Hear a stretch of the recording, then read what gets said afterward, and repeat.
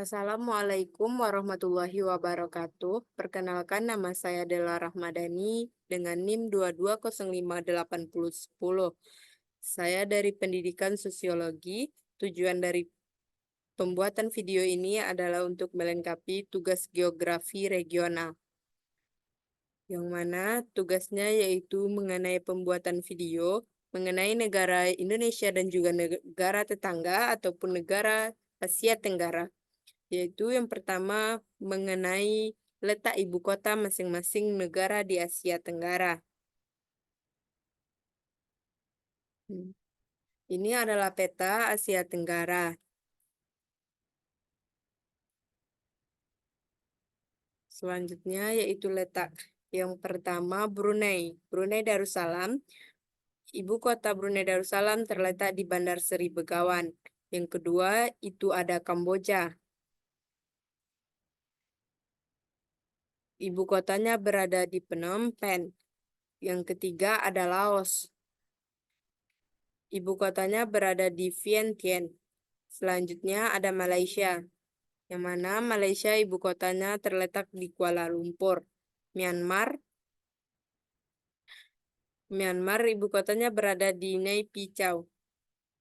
Filipina, ibu kota Filipina terletak di Manila. Singapura, ibu kotanya terletak di Singapura.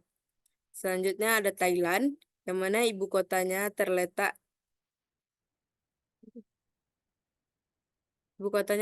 di Bangkok.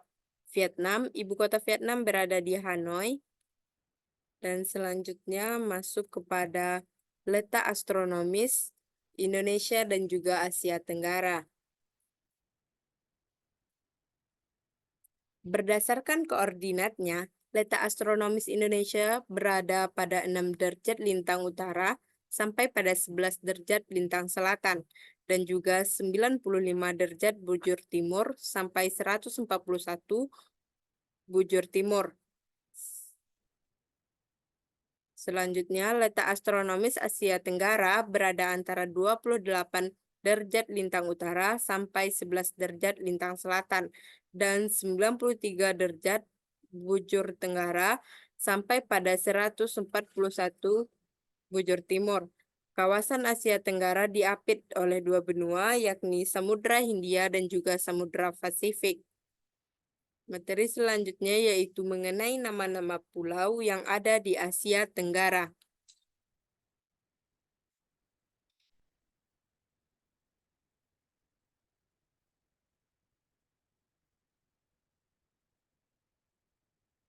Pulau yang pertama ada Pulau Phuket yang terletak di Thailand,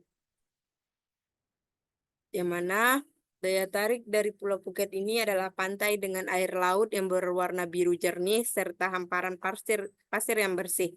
Sejumlah pantai di Pulau Phuket antara lain Pantai Patong, Bang Tao Beach, Pantai Katanau. Yang kedua yaitu ada Koh Samui di Thailand, yang merupakan pulau terbesar kedua di Thailand. Pulau ini adalah permata yang terletak di Teluk Thailand. Yang ketiga ada Phu Quoc yang terletak di Vietnam, yang mendapat julukan Pulau Mutiara karena memiliki pantai yang hamparan pasir putih yang sangat berkilau. Selanjutnya ada Pulau Langkawi yang terletak di Malaysia, yang merupakan tanah tertua di Malaysia. Pulau ini memiliki sejumlah destinasi wisata. Selanjutnya itu ada Pulau Lombok yang terletak di Indonesia. Lombok diakui sebagai 10 pulau terbaik di Asia Tenggara. Pantai Lombok merupakan surga bagi para peselancar serta wisatawan. Selanjutnya ada Palawan di Filipina. Dan juga ada Penang di Malaysia. Selanjutnya yaitu mengenai nama-nama sungai yang ada di Asia Tenggara.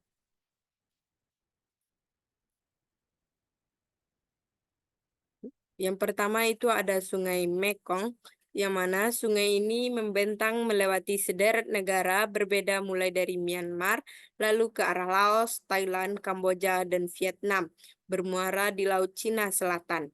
Yang kedua ada Sungai Tan Nguyen, yang mana menempati posisi kedua, yaitu sungai terpanjang di Asia Tenggara.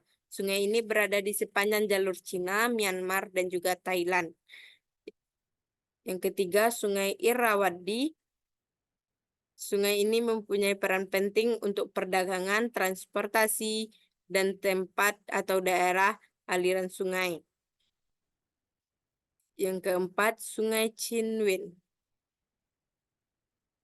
Aliran air berhulu dari lembah Kukawang, Kachin, Myanmar, dan bermuara di Burma. Yang kelima ada Sungai Kapuas yang memiliki panjang 1.143 km. Sungai ini terletak di Pulau Kalimantan, tepatnya di Provinsi Kalimantan Barat. Yang keenam, Sungai Mahakam. Sungai ini berada di Kabupaten Kutai Barat dan bermuara di Selat Makassar dengan panjang 920 km.